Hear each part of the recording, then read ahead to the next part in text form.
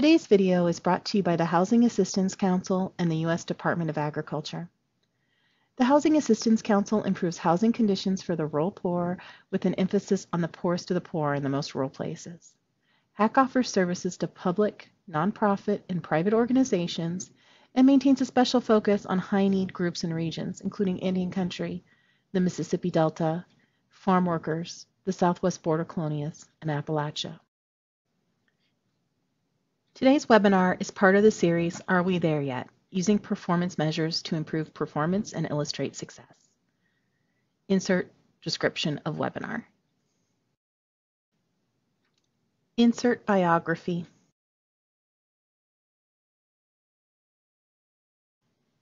Part 1, Introduction to Performance Measurement. Performance measurement is the ongoing monitoring and reporting of program accomplishments, especially progress towards pre-established goals. Performance measures may address the type or level of program activities conducted, the direct products and services delivered by a program, which we call outputs, and the results of those products and services, which are outcomes. A program may be an activity, project, function, or policy that has an identifiable purpose or set of objectives. So what does that mean? Performance measures quantitatively tell us something important about our products, services, and the processes that produce them. They are a tool to help us understand, manage, and improve what our organizations do.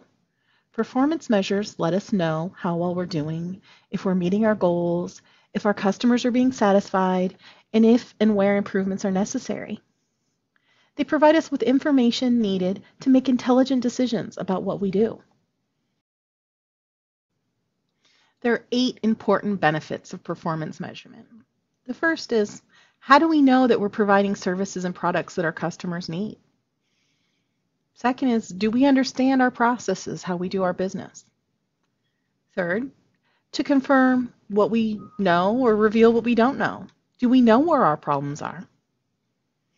Fourth, are our decisions based upon well-documented facts and figures or on intuition and gut feelings? Fifth, to show where improvements need to be made. Where can we do better? How can we improve? 6, to show if improvements actually happened. 7, to reveal problems that bias, emotion, or longevity cover up. If we've been doing our job for a long time without measurements, we might assume incorrectly that things are going well. And finally, to identify whether our partners are meeting our needs. Are they helping us or hindering us? Organizations with successful performance measurement systems adhere to a few key principles. First of all, measure only what's important. You don't want to measure too much. Think about measuring the things that impact your mission the most. Focus on your client needs. You might want to ask them, what do you think we should measure? And involve your employees in the design and implementation. By giving them a sense of ownership, it will lead to improvements in the quality of your system. So by now you're probably thinking, what's the difference between performance measurement and evaluation? So let's define evaluation. Program evaluations are individual, systematic studies conducted periodically or on an ad hoc basis to assess how well a program's working. They are often conducted by experts external to the program, either inside or outside your agency, or might be done by program managers.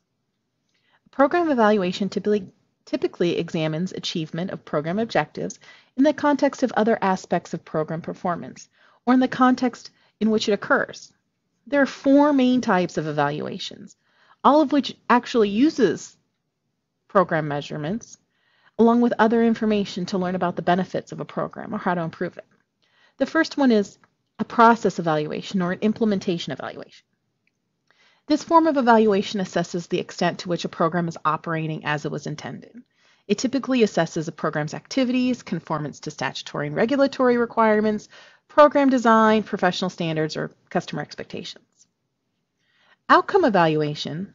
This form of evaluation assesses the extent to which a program achieves its outcome-oriented objectives. It focuses on the outputs and the outcomes, including unintended effects, to judge the program's effectiveness, but may also assess program processes to understand how outcomes are produced.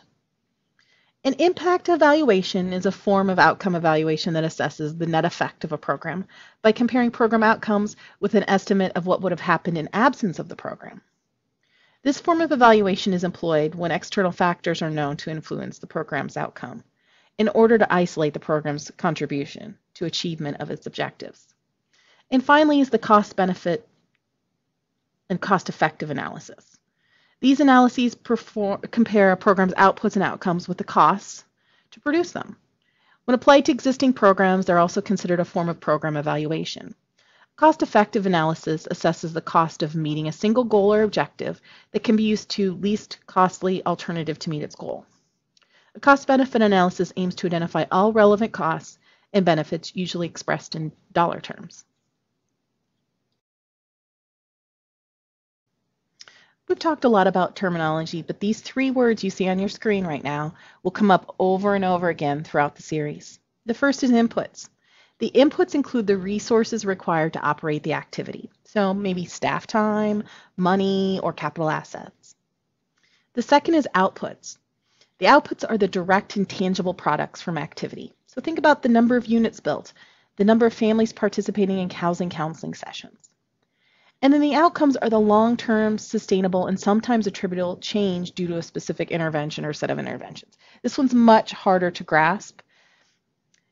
If you're putting a family in a housing unit, perhaps that family in 15 years will use the equity of that house to put a child through college.